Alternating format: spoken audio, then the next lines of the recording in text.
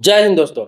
देखिए, कोई भी बैंक हो, चाहे सरकारी हो, प्राइवेट हो, ग्रामीण बैंक हो, स्मॉल बैंक हो, कोई भी बैंक आपका अकाउंट कब बंद कर देता है, कब फ्रीज कर देता है, कब डोरमेंट कर देता है, इसके बारे में मैं बताने जा रहा हूं। हालांकि इस पर पहले बहुत पहले मैं वीडियो बनाया था, लेकिन बहुत सारे लोगों को ये चीजें समझ में नहीं आई थी। आज बिल्कुल आसान भाषा में कम समय में ये चीज बताने जा रहा हूं कि बैंक क्यों आपका अकाउंट बंद कर देता है, या डोरमेंट कर देता है, या फ्रीज कर देता है, या फिर आपके खाते पे कार्रवाई हो जाती है। आजकल बहुत ज्यादा होने लगा। क्या क्या सावधानी आपको बरतना चाहिए कि आपके साथ ये चीज ना हो। चलिए, आप वीडियो को लाइक कर दीजिए, मैं बताता हूं। सबसे पहले बता दूं कि आपके पास कोई भी बैंक अकाउंट है, चाहे वो सरकारी बैंक में हो, चाहे प्राइवेट बैंक में हो, स्मॉल बैंक में हो, ग्रामीण बैंक में हो, चाहे आपको पेमेंट बैंक में हो। 5 तरह के बैंक सिस्टम है। एक तो बैंक होता है बड़ा बैंक, जैसे आपको हो गया bank of Baroda, state bank of India, HDFC bank, ICICI bank, ये सब बैंक हो गया बड़ा बैंक, जिसे सिर्फ बैंक हम बोलते हैं। दूसरा क्या होता है, ग्रामीण बैंक, जो ग्रामीण एरिया में होता है। सभी लोग जो ग्रामीण एरिया में रहते हो जानते होंगे। तीसरा क्या होता है, स्मॉल बैंक। आजकल स्मॉल बैंक खुलने लगे हैं। वो स्मॉल बैंक क्या होता है कि उसमें जिनके पास कम बचत है, कम पूंजी है, या फिर कम लेन देन करते हैं, वो लोग स्मॉल बैंक में अकाउंट खोलते हैं। इसके अलावा ऑनलाइन इस समय पेमेंट बैंक खुलने लगा है, तो पेमेंट बैंक भी लोग इस्तेमाल करते हैं। वो भी सेविंग अकाउंट बिल्कुल जैसे बैंकों का होता है उसी प्रकार से होता है। तो ऐसे ऐसे कई तरह के बैंकिंग सिस्टम है। लेकिन हम आते हैं मेन मुद्दों पर कि सभी बैंक में अकाउंट क्यों बंद हो जाता है, या फिर डोरमेंट क्यों हो जाता है। तो देखिए, होता क्या है कि कोई भी अकाउंट आप खोल लेते हैं। आजकल 2 बैंक, 3 बैंक, 4 बैंक में अकाउंट खोलना फैशन हो गया। खोलिए आराम से। देखिए, बैंक में अकाउंट खोलने का कोई लिमिट नहीं है। एक व्यक्ति जितना चाहे अपना बैंक अकाउंट खोल सकता है, जितने बैंकों में खोल सकता है। आरबीआई की तरफ से ऐसा कोई रूल नहीं है कि अब 2 अकाउंट, 4 अकाउंट या 10 अकाउंट रखना है या फिर नहीं रखना है। आपका आपके ऊपर निर्भर करता है कि आप उसको मेंटेन कर सकते हैं या नहीं कर सकते हैं। मिनिमम बैलेंस जो मेंटेन करना है वो कर सकते हैं या नहीं कर सकते। अगर कर सकते हैं खोलिए, लेकिन यह भी गलत है, हर बैंकों में आपका अकाउंट नहीं होना चाहिए। जितना जरूरत है उतना ही अकाउंट होना चाहिए। अब बंद उस पीरियड में होता है जैसे कोई भी अकाउंट आप ऐसे ही खोल लेते हैं। 4-5 अकाउंट खोल लिए, 2 अकाउंट में लेन देन कर रहे हैं, बाकी अकाउंट पड़ा हुआ है, फिर 1-2 अकाउंट पड़ा हुआ है। 1 साल जब अकाउंट का होता है जिसमें किसी प्रकार का कोई ट्रांजेक्शन नहीं होता है, भले उस पर आपका पैसा है 2,000, 4,000, 5,000, 10,000, चाहे 10 लाख क्यों ना हो, आप 1 साल तक कोई एक्टिविटी नहीं करते। जैसे कोई पैसा जमा नहीं किया, कोई निकाला नहीं, या फिर उसका ATM हमने यूज नहीं किया, या फिर हमने कोई चेक नहीं बजाया, उसमें किसी भी प्रकार का एक्टिविटी अगर 1 साल तक नहीं होता है तो उसे इनएक्टिव अकाउंट मान लिया जाता है। इनएक्टिव अकाउंट मान लिया जाता है बैंक की तरफ से, मतलब कि इस अकाउंट से खाताधारक को कुछ लेना देना नहीं है। हालांकि यहाँ पे कोई कार्रवाई आपकी नहीं होती है, लेकिन इनएक्टिव अकाउंट उसको मान लिया जाता है, उसमें टिक कर दिया जाता है इनएक्टिव अकाउंट का।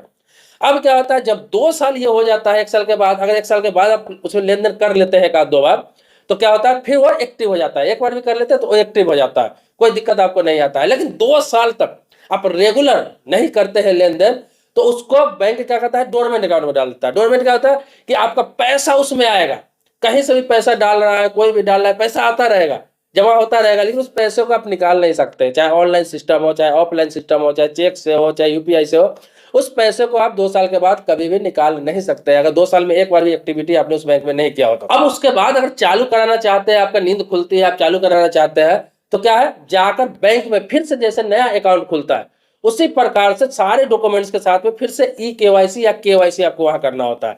आपका फिर से आधार वहां पे लगता है, पैन लगता है, KYC फॉर्म लगता है, फिर से फोटो लगता है, फिर से आपका मोबाइल नंबर लगता है। सारे डिटेल्स को फिर से फिलअप करवाया जाता है और उसको KYC करके फिर से आपका स्टार्ट कर दिया जाता है। लेकिन यही रेगुलर 3 सालों तक आप लेन देन नहीं करते हैं, 3 सालों तक, तो उसके बाद उस अकाउंट को फ्रीज कर दिया जाता है, उसे पूर्ण रूप से इनएक्टिव मान लिया जाता है और वो खाता बिल्कुल निष्क्रिय ही मान लिया जाता है। मतलब ये माना जाता है कि इस खाता से इन्हें कोई लेन देन नहीं करना है, कोई मतलब नहीं है। उसके बाद अगर आप चालू कराना चाहते हैं 3 साल के बाद, जो बिल्कुल इनएक्टिव हो गया, खत्म हो गया खाता, जो फ्रीज हो गया, तो उसके बाद भी सेम प्रोसेस रहता है कि KYC आपको कराना है। उसके बाद सारे सिस्टम के लिए आपको दोबारा अप्लाई करना होता है।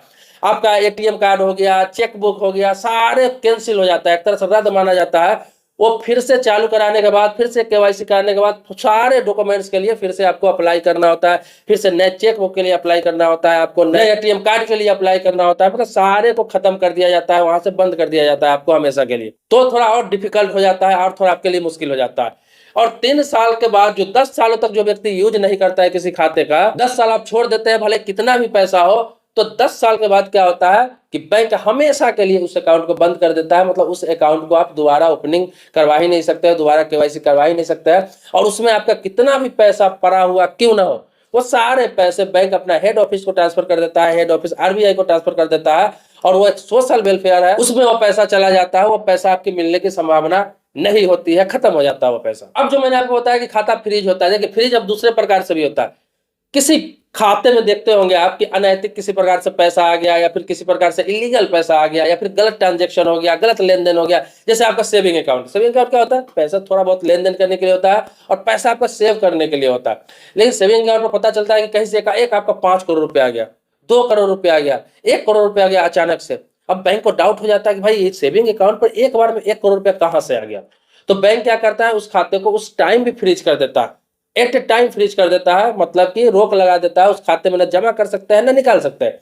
इसके लिए क्या है, बैंक में आपको किसी भी हालात में जाना पड़ेगा, आप बात करेंगे, वो आपको बुलाएंगे, आपसे पूछेंगे ये पैसा आया कहां से। आपको एक लीगल कारण बताना पड़ेगा, मतलब कि सोर्स बताना पड़ेगा कि कहां से ये पैसा आया है। आप बता देते हैं तो उसके बाद आपका फ्रिज ओपन कर दिया जाता है, आपसे फिर से डॉक्यूमेंट्स वगैरह लेके वो ओपन कर दिया जाता है, फ्रिज खोल दिया जाता है, आप फिर से नॉर्मल लेन देन कर सकते हैं। तो दो तरह का फ्रीज होता है, एक तो मैंने बताया कि 3 साल तक लेन देन नहीं करते तो खाता फ्रीज कर दिया जाता है। एक है कि अनैतिक पैसा आता है या फिर किसी प्रकार का बैंक को डाउट होता है, लीगल पैसा है।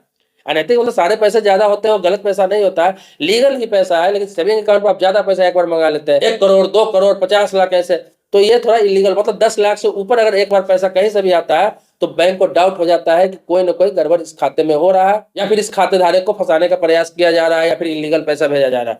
तो इस कारण भी होता है। तो कभी भी खाता फ्रीज हो जाए, डोरमेट हो जाए, कुछ भी हो जाए, तो बैंक में जाकर बात करें, हर चीज का निदान है। आपका पैसा क्या काम का है, क्या किस चीज का है, इससे बैंक को कोई मतलब नहीं है। आपको ये सोर्स सिर्फ बताना होता है कि पैसा आया कहां से, या आपका पैसा है कि नहीं, आपने ही मंगाया तो नहीं, बस ये बैंक को आप बता देते हैं, फिर कोई दिक्कत नहीं होती है। बैंक का ये काम नहीं है आपके पैसों पर नजर रखना, वो इनकम टैक्स का काम है कि आप अगर 2 करोड़ 4 करोड़ 5 करोड़ सेविंग कार्ड पर लेन देन कर रहे हैं तो इनकम टैक्स को नोटिस कर सकता है। लेकिन बैंक आपका इनकम कमाई नहीं खोज सकता है, उसका काम सिर्फ इसलिए होता है कि फ्रीज करना, कि कहीं से इतना मोटा रकम आ गया है, अगर मैं इसे फ्रीज नहीं करूंगा, रोकूंगा नहीं, तो हो सकता है कि और भी गलत पैसा इस पर भेज दिया जाए, या फिर किसी के द्वारा निकाल दिया जाए, या फिर गलती से किसी का पैसा इस पर 1 करोड़ आ गया है और खाताधारक द्वारा निकाल लिया जाए, तो फिर बैंक को जवाबदेही इसमें होती है। इसीलिए इस तरह का फ्रीज कर दिया जाता है। गलत किसी प्रकार का ट्रांजेक्शन होता है तो उसको फ्रीज कर देता है। जैसे आप देखते होंगे आजकल डोनेशन मांगने वालों की संख्या बहुत बढ़ गया हुआ है। अकाउंट पे क्या होता है, सोशल मीडिया पर अकाउंट नंबर देते हैं, किसी प्रकार का बीमारी के नाम पर, मदद के नाम पर डोनेशन मांगते हैं। उसमें क्या होता है, 100 200 500 1000 करके के सेविंग अकाउंट पर 50 लाख 60 लाख 70 लाख 1 करोड़ रुपए आ जाते हैं। तो बैंक ऐसे खातों में भी कार्रवाई करती है। वहां पर क्या उसको ऑप्शन देती है कि तुम करेंट अकाउंट खुला लो अपने संस्था के नाम से, या फिर ये पैसा जो आ रहा है किस काम से आ रहा है आप यहाँ लिखित में दो, तब आपका पैसा रिलीज किया जाएगा। उसका पैसा सिर्फ रोका जाता है, पैसा पर बैन नहीं लगाया जाता है कि आप इसे कभी नहीं निकाल सकते हैं। वो फ्रीज किया जाता है, कारण पूछ के फिर उसको रिलीज कर दिया जाता है। तो ये सारे कारण है। तो आपके पास अगर 2 4 5 10 खाता है तो आप रेगुलर यूज नहीं कर रहे हैं और छोड़ चुके हैं, तो इन चीजों का ध्यान रखें। या फिर जिसका यूज नहीं कर रहे हैं उसका बंद भी करवा सकते हैं उस खाता को, फिर जरूरत पड़ेगा आप खुलवा सकते हैं। खाता को बंद करना आसानी है कि अपने ब्रांच में जहां आपने अकाउंट खुलवा रखा है सिर्फ एक एप्लीकेशन देंगे, आधार पैन का कॉपी देंगे, वो बंद कर दिया जाता है। इसमें कुछ बहुत बड़ा तामझाम नहीं होता है। किसी भी बैंक में ऑनलाइन खाता बंद करने की कोई प्रक्रिया नहीं है, ये चीज भी जान लीजिए इसी वीडियो में, कि ऑनलाइन आप अकाउंट बंद कहीं भी नहीं कर सकते किसी भी बैंक में। उसके लिए ऑफलाइन ही प्रक्रिया है, आपको ब्रांच में एक बार जाना ही होगा। दोस्तों आपके मन में कोई सवाल है, प्रश्न है, कुछ पूछना चाहते हैं, कुछ जानना चाहते हैं इस वीडियो से रिलेटेड, या फिर किसी भी बैंकिंग सेक्टर हो गया, insurance, finance, investment, post office, किसी भी संबंधित, तो आप कमेंट बॉक्स में अपनी बात रखें, आपके टॉपिक पर वीडियो बनेगा। देखिए इस बहुत सारी वीडियो आप देखते होंगे कि मैं महीने 2 महीने में रिपीट बनाता हूँ, उस टॉपिक को दोबारा वीडियो बनाना पड़ता है। क्यों? क्योंकि बहुत सारे लोग हैं जो वीडियो नहीं देख पाते, वो सवाल करते हैं, तो मैं फिर से थोड़ा विस्तार से उस वीडियो को बना देता हूँ। जैसे ये वीडियो भी आप देख रहे होंगे, इस टॉपिक पर मैंने 1 2 3 महीने पहले वीडियो बनाया था, लेकिन बहुत सारे सवाल आ रहे थे इसके बारे में, इसीलिए मैंने क्लियर कर दिया। आपके मन में ऐसे ही कोई सवाल है तो आप भी लिखेंगे, तो आपके क्लियर करने के लिए भी, ताकि आपके साथ और लोग भी देख ले, मैं उस वीडियो को विस्तार से डेडिकेटेड बनाऊंगा। तो आप ज्यादा से ज्यादा सवाल करें, अलग अलग मुद्दों पर आपको वीडियो जरूर मिलेगा।